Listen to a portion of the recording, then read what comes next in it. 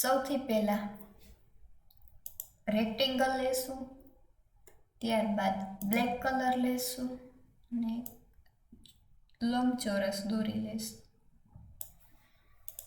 ત્યારબાદ એક બાજુનો શેપ રાઉન્ડેડ રેક્ટેંગલ લેશું અને બીજો શેપ અહીંથી આવી રીતે દોરી લેશું. ત્યારબાદ અહીંથી કર્વ શેપ લેશું અને અહીંથી એક સીધી લાઈન આપી દેશું અને અહીંથી કર્વ કરી લેશું. જો આ શેપ ફાવે તો આવી રીતે કરી શકો, અથવા તો અહીંથી લઈ અને બહારની સાઈડથી આમ અંદરની સાઈડ તમને જે સાઈડથી કરવા ફાવતું હોય એ સાઈડથી તમે લઈ શકો છો. આવી રીતે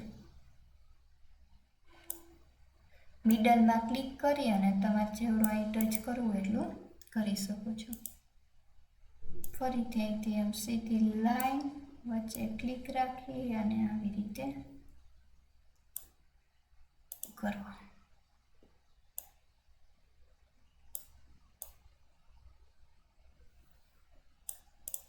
ત્યારબાદ આમાં તમને ગમતા કલર પૂરી આપો.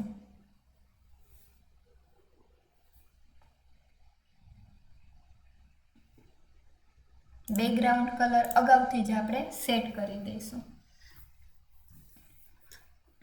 ત્યારબાદ અહીંયા ટેક્સ્ટ છે ત્યાં ક્લિક કરી આમાંથી ગમતો એક કલર લઈ લેવાનો. એ કલર જો તમારે લાઇટ ડાર્ક કરવો હોય તો આવી રીતે કરી શકો છો. ત્યારબાદ ચોરસ લઈ લેવાનું અને અહીંથી તમને ગમતા ફોન્ટની સ્ટાઇલ લઈ લેવાની. અહીંથી અક્ષરની સાઈઝ લઈ લેવાની નાની મોટી અને 1 થી 12 અંક છે આવી રીતે લખી લેવાના.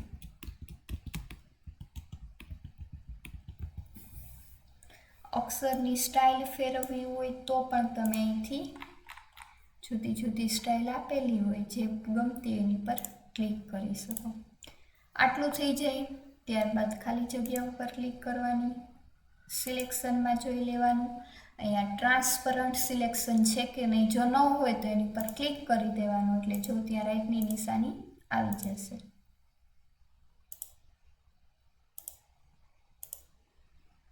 ત્યારબાદ આ છે શેપ સિલેક્ટ કરવાનું અને અહીંયા જોઈ લેવાનું ટ્રાન્સપરન્ટ આવી ગયું છે. હવે જે જગ્યાએ આ શેપને મૂકવો છે ત્યાં આવી રીતે તમે સેટ કરી દો.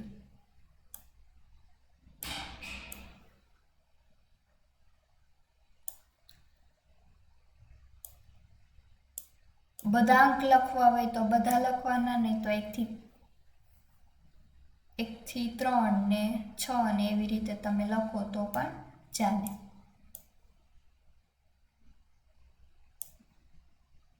હું અત્યારે બધા જ અંક છે એ ગોઠવી દઉં છું આવી રીતે વ્યવસ્થિત.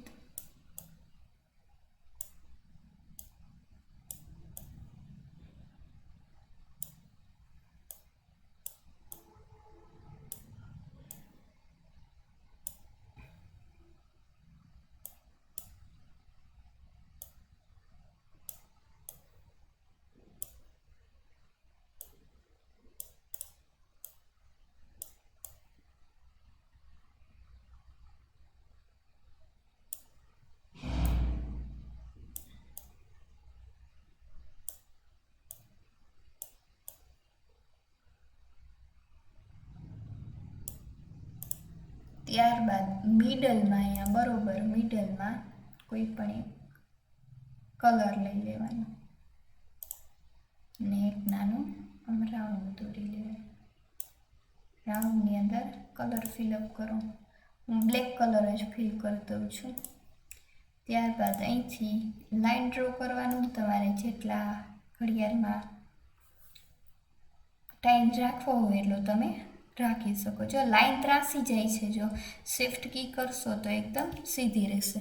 લાઈન પતલી છે, જો જાડી કરવી હોય તો કંટ્રોલ પ્લસ દબાવવાનું અને પાતળી કરવી હોય તો કંટ્રોલ માઇનસ દબાવવાનું. આવી રીતે બીજો કાંટો દોરી લ્યો. આવી જ રીતે ત્રીજો કાંટો દોરી લ્યો.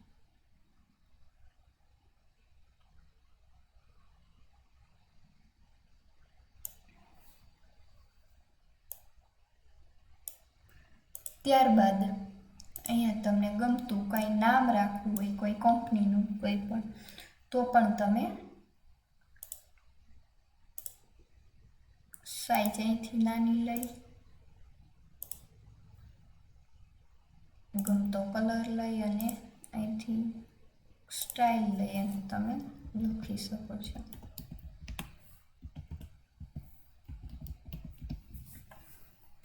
લખેલા અક્ષર છે એ થોડા મોટા કરી દો અને એને આવી રીતે મિડલમાં ગોઠવી દઈએ. ત્યારબાદ જો અહીંયા તમારે જુદો કલર કરવો હોય તો પણ તમે એક કલર છે એ ફિલઅપ કરી શકો છો.